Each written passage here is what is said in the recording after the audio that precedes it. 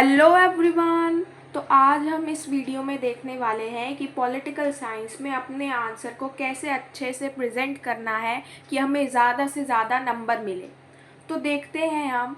देखो, पेपर में आपको बहुत सारी चीज़ें पूछी जाएंगी, MCQs, question answer, map, source based question, picture based question. अब आपको इसमें क्या करना है, सबसे पहले बहुत ही क्लीन, बहुत ही नीट एंड क्लीन लिखना है। देखो, आपकी हैंड राइटिंग एक दिन में 2 दिन में तो चेंज हो नहीं सकती, लेकिन आपकी हैंड राइटिंग ऐसी हो कि जब आप लिखें तो बस टीचर को समझ में आना चाहिए कि आपने क्या लिखा है। उसके लिए राइटिंग का बहुत सुंदर होना ज़रूरी नहीं है। अब आपको क्या करना है, बहुत नीट एंड क्लीन लिखना है। हैंड राइटिंग एक लेवल की होनी चाहिए कि टीचर को समझ में आए, और स्पेस दे दे के लिखना है। फॉर एग्ज़ाम्पल, आप एमसीक्यूज़ लिख रहे हैं तो आपने एक लाइन में एमसीक्यू लिखा, फिर एक लाइन गैप छोड़ा, फिर सेकेंड लाइन में दूसरे का आंसर लिखा, फिर एक लाइन गैप छोड़ा, फिर तीसरी लाइन में तीसरा आंसर लिखा। इस तरीके से आपको लिखना है। दूसरा, एमसीक्यूज़ में आपको ऑप्शन नंबर भी बताना है, और फिर उस ऑप्शन, जो भी नंबर आपने बताया उसमें क्या लिखा हुआ है वो भी लिखना है। फॉर एग्ज़ाम्पल, क्वेश्चन दिया गया आपको और आपसे पूछा गया कुछ भी, फॉर एग्ज़ाम्पल कि इंडिया के पहले प्राइम मिनिस्टर कौन थे, फिर आपको ऑप्शन दिया गया तो आपको पता है कि ऑप्शन बी है, ऑप्शन बी में जवाहरलाल नेहरू का नाम है। तो आप क्या करेंगे, आप लिखेंगे first option B Jawaharlal Nehru. तो आपको ये भी मेंशन करना है कि ऑप्शन नंबर बी है और ऑप्शन नंबर बी में क्या लिखा हुआ है। इससे टीचर के लिए आसानी हो जाती है, और इससे टीचर को बहुत ईजिली पता चलता है कि आप क्या आंसर देना चाहते हैं, तो कोई कन्फ्यूज़न नहीं होता। फॉर एग्ज़ाम्पल, आपने गलती से बी की जगह सी भी लिख दिया, लेकिन आपको पता है कि ऑप्शन आपको क्या लिखना है, तो इस तरीके से आपको आपके ऑप्शन के नंबर मिलेंगे, ना कि ऑप्शन नंबर के। तो ये आपको ध्यान रखना है कि आपको ऑप्शन नंबर लिखना है, स्पेस के साथ चीज़ें लिखनी है।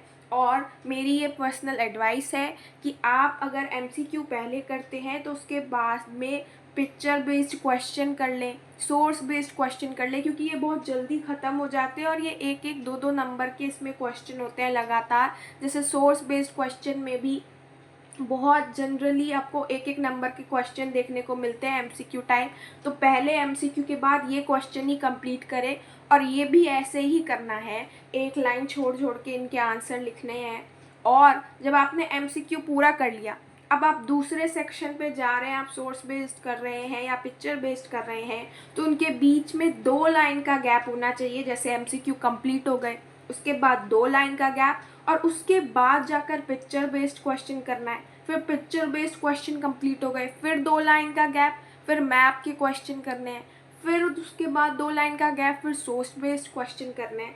तो अच्छे से गैप देना है, स्पेस बहुत अच्छा होना चाहिए, अच्छे से गैप दे देकर जो है वो आंसर राइटिंग करनी है। अब जो है आप सबसे लास्ट में जो है वो क्वेश्चन आंसर कीजिए। क्वेश्चन आंसर जो है वो आपको 2 मार्कर भी देखने को मिलेंगे, 4 मार्कर भी देखने को मिलेंगे, 6 मार्कर भी देखने को मिलेंगे।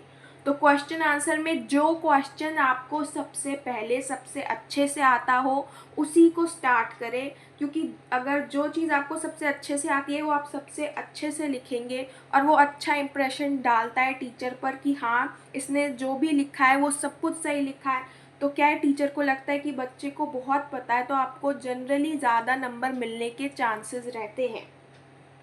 अब जो मैप आप करेंगे उसे आपको हमेशा पेंसिल से करना है, और उसे बीच में लगा देना है आंसर शीट के। और उसको आंसर शीट के हमेशा बीच में ही लगाना है, कभी भी लास्ट में या फर्स्ट में ऐसा मत लगाना।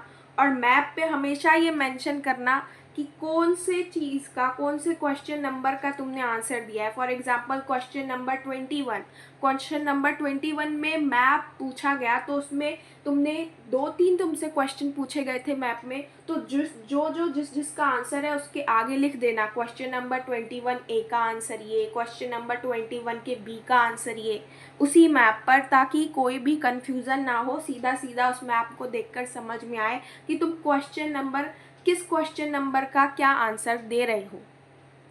दूसरा, जब क्वेश्चन आंसर लिखते हो तो उसमें इम्पॉर्टेंट वर्ड्स को अंडरलाइन करना है। कभी भी उसे पैराज में मत लिखना कि लंबे लंबे पैराग्राफ लिख दिए, नहीं, हमेशा पॉइंट्स में ही लिखना है, ये बहुत इम्पॉर्टेंट है। इम्पॉर्टेंट लाइन लिखनी है, मान लो बुक में कोई बहुत इम्पॉर्टेंट लाइन है तो वो एज इट इज़ उसमें लिख देना, उसके भी नंबर मिलते हैं। नहीं तो वो इम्पॉर्टेंट लाइन को अपने वर्ड्स में लिख देना, लेकिन उस इम्पॉर्टेंट लाइन को ज़रूर लिखना।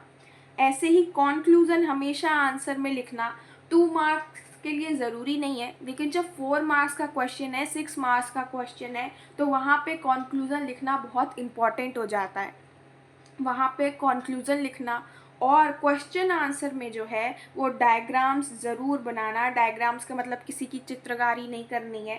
डायग्राम्स जो है उसमें सिंपल आपको एरो 3-4 एरो डाल के रीजंस दिखा देने हैं। इसी तरीके से आपको डायग्राम बनाने। अभी मैं आपको PYQ के थ्रू दिखाने वाली हूँ कि आपको कैसे डायग्राम बनाने हैं। तो PYQ देखते हैं।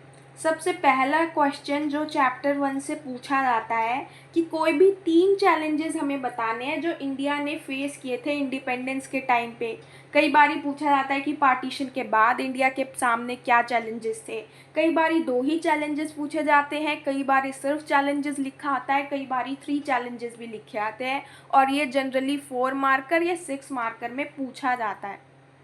तो इसमें आपको क्या करना है, क्योंकि लंबा क्वेश्चन है, तो इसमें आपको जो आंसर होता है वो 3 पार्ट में बांटना पड़ता है, इंट्रो, मेन बॉडी और कंक्लूजन। तो आपको इंट्रो में क्या लिखना है कि हमारे सामने 3 चैलेंजेस कब आए, पार्टीशन के बाद में आए, और हमने इसको कैसे डील किया।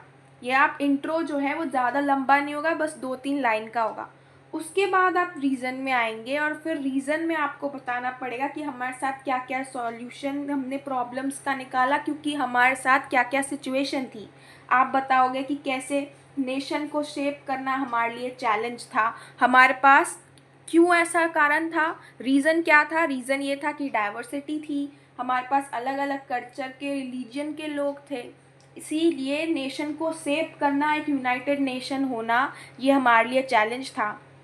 दूसरा, एस्टैब्लिश्ड डेमोक्रेसी होनी चाहिए, ये भी हमारे लिए चैलेंज था। हमारे पास डेमोक्रेटिक प्रैक्टिसेस तो थी, लेकिन चैलेंज क्या था कि उसको प्रैक्टिकल में कैसे लेकर आए। कॉन्स्टिट्यूशन में तो लिख दिया, लेकिन प्रैक्टिकल में लेकर आना है, तो ये भी क्या था, एक चैलेंज था। तीसरा, कि हम कैसे ये इंश्योर करें कि सबका डेवलपमेंट हो, सबका वेलबींग रहे सोसाइटी में। अब ये सारे प्रैक्टिसेस डायरेक्टिव प्रिंसिपल में तो दिए हुए हैं, लेकिन इसको फिर से वही बात है, प्रैक्टिकल में लेकर आना, गरीबी को कम करना, ये हमारे लिए चैलेंजेस थे। तो हमने देखा कॉन्क्लूज़न में, उसके बाद अब हमने 3 रीज़न तो दे दिए, उसके बाद 3 चैलेंजेस भी बता दिए। उस चैलेंजेस से रिलेटेड हमने क्या किया कि हमने कॉन्स्टिट्यूशन में राइट दिए हुए हैं, हमारे पास पार्लियामेंट्री फॉर्म ऑफ गवर्नमेंट है, हम यूनाइटेड रहे हैं लंबे टाइम तक, और हमने क्या किए हैं, अलग अलग directive principles of state policy में हमने डेवलपमेंट की बात भी की है। तो ये हमने उसके साथ में रीज़न भी दे दिया, चैलेंजेस भी दे दिए, प्रॉब्लम्स भी दे दिए। अब हम कंक्लूजन में क्या लिखेंगे कि नेशनल यूनिटी, सिक्योरिटी और डेवलपमेंट क्या है, हमारे लिए प्राइमरी चैलेंज बन गए थे आफ्टर इंडिपेंडेंस। बस ये 2 लाइन का कंक्लूजन होगा इस क्वेश्चन में। तो जब भी आपसे पूछा जाएगा 3 चैलेंजेस, आपको यही करना है, पहले इंट्रो देना है 2 लाइन का, फिर आपको रीज़न लिखने हैं, तीनों रीज़न, तीनों चैलेंज लिखने के बाद में आपको कंक्लूजन में यही लिखना है कि नेशनल यूनिटी, सिक्योरिटी, डेवलपमेंट, ये हमारे प्राइमरी चैलेंज बन गए थे। जो भी आपने ऊपर लिखा उसको 2 लाइन में सम अप कर दिया। सबसे पहले हमने यूनिटी की बात की, फिर सिक्योरिटी की बात की, फिर डेवलपमेंट की बात की, वही हमने लिखा है कंक्लूजन में कि ये हमारे प्राइमरी चैलेंज थे। ऐसे ही अब दूसरे क्वेश्चन की बात करते हैं। इसमें हम बात करेंगे कि इंडिया और पाकिस्तान का जब पार्टीशन हुआ था तो उस प्रोसेस में क्या प्रॉब्लम आ रही थी। ये क्वेश्चन भी 6 मार्क्स में ज़्यादा पूछा जाता है। अब इसमें भी यही करना है, इंट्रो में आपको सबसे पहले यही करना है, ब्रिटिश इंडिया जो है वो इंडिया और पाकिस्तान में डिवाइड हो गया था। इसको आप सीधा लाइन में भी लिख सकते हो, और कुछ इस तरीके से जैसे मैंने दिखाया ब्रिटिश इंडिया और 2 एरो डाल के दिखा दिए, ऐसे शॉर्ट डायग्राम बनाकर भी दिख सकते हो। उसके बाद आपकी लाइन आएगी कि ये डिसीज़न जो था वो बहुत पेनफुल था, बहुत डिफ़िकल्ट हुआ ऐसे डिसीज़न को लेना और उसको इम्प्लीमेंट करना। अब आपसे पूछा गया कि क्या दिक्कतें आई, तो आप रीज़न लिखोगे तो रीज़न में मैंने क्या है, सिर्फ हेडलाइन लिखी है। आपको भी ये हेडलाइन लिखनी है और इसको इस तरीके से अंडरलाइन करना है और उसके बाद एरो डाल के इसको 2-3 लाइन में एक्सप्लेन करना है, क्योंकि ये 6 मार्क का क्वेश्चन है तो आपको एक्सप्लेन करना पड़ेगा। तो सबसे पहली प्रॉब्लम क्या थी कि कोई भी मुस्लिम मेजॉरिटी एरिया नहीं था पूरे ब्रिटिश इंडिया में। सारे मुस्लिम मेजॉरिटी एरिया जो थे वो पाकिस्तान में नहीं जाना चाहते थे।